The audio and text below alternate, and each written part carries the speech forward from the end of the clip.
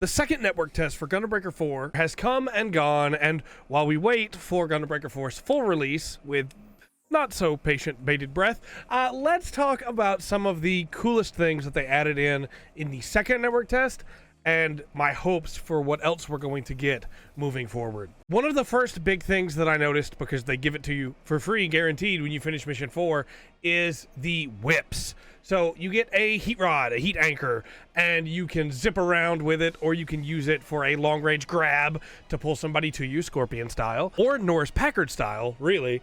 And the whips are fun. The whips are nifty. You can do a lot of like quick hits with them, and they're really easy to get your combo up on. But I really like pairing the whip with a heavier weapon like the Gabera Straight, or like an axe, or even the Gyan Saber, something that allows you to pull them in or do some quick combos and then, you know, really capitalize on them being juggled.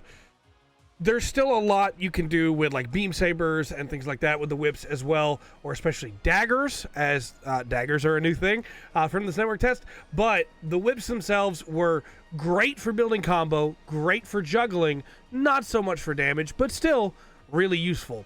I could definitely see a world where you can make some cool combos with them. I mentioned the daggers a minute ago. The second weapon, the dagger, the only dagger that I was able to get in the network test was the SD Knight Sword, which we'll get into the SD parts in a minute. However, the dagger moveset is incredibly fun. It's fast, it hits relatively well, and man, is it great to combo the dagger with something else. Hey, Editor Trey here. Real quick, I said Gyan Saber in the footage you're about to see. I totally meant the Bile Sword. Yeah, I'm stupid. Don't mind me. Let's continue the video. I comboed the dagger with a Gyan Saber, but you could also combo it with a Gabera Straight, or an axe, or a whip, or a beam saber, or a Lacerta beam saber, the twin blade style, to be able to really like quick hit into strong hit, quick hit for juggle into heavy hit, right? Or juggle. If you go dagger into beam saber, you could do theoretically some really nice juggles there, or dagger into whip, you know. Also, it's probably going to change by the time the full game comes out, but the EX move that comes with the Knight Sword, the Comet attack, does way too much damage, and I love it. It was great. It was wonderful. It was amazing. The dagger moveset was really fun to play around with, and I absolutely loved my time with it. I wanted to try twin daggers, but I wasn't able to get a second dagger before the end of the beta. But speaking of twins, let's talk about the twin maces from IBO. The twin maces aren't so much like a new weapon type as much as they are just a different move set for previous weapon types, in that they have some unique moves to them. Using them in two hands, it felt incredible to just be running around with the twin little maces, doing some crazy cool combos, having a good time. I really want to see what other variations of this there are. Kind of like the Gyan Saber and a regular beam saber, or the Lacerta beam saber and a regular beam saber.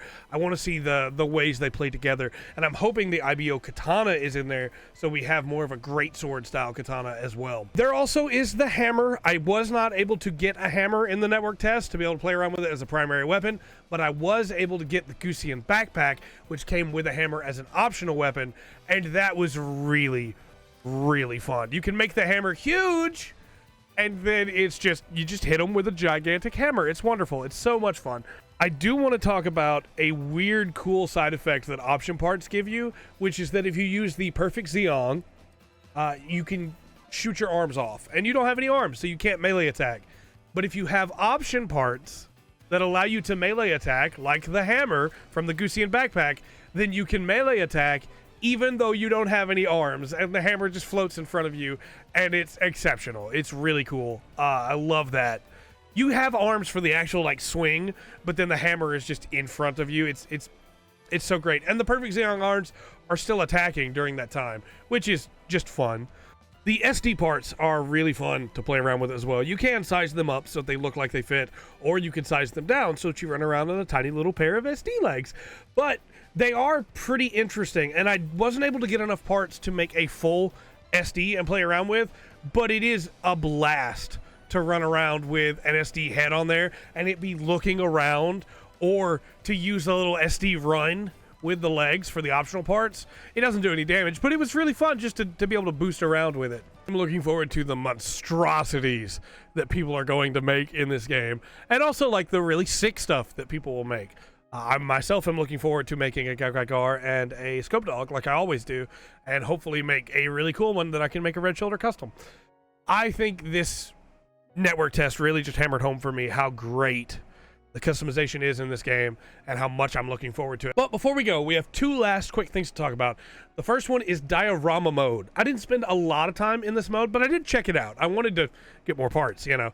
But in Diorama mode, you can use your custom Gundams. So you can make your custom Gundams and then place them on this field with a bunch of other stuff that you unlock as you play, to be able to have like a full diorama made.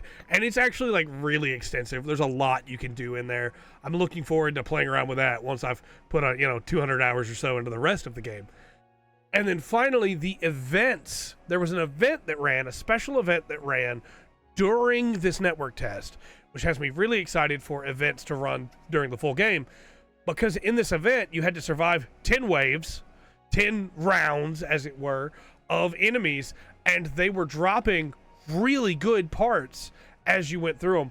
Now, these enemies were not easy. They were definitely harder than the regular level enemies, and you got consolation prizes if you didn't finish it. But if you could finish it, you'd get some good parts. And I think this is a really cool way to have like players at any level of play, whether they've just picked up the game or whether they've been playing for a while, to be able to get some good parts. And also to like push them to want to level up their parts and to do more with that and get the right skills, you know, because the difference between an unoptimized Gundam in this event and an optimized Gundam in this event was pretty much night and day. I really enjoyed this network test. This network test was an absolute blast. I cannot wait, but I have to, for the full game. Let me know your thoughts about this second network test in the comment section down below. And until next time, I've been Trey. This has been the Full Spectrum. Remember to always enjoy the full spectrum. Gundam Breaker 4 has to offer.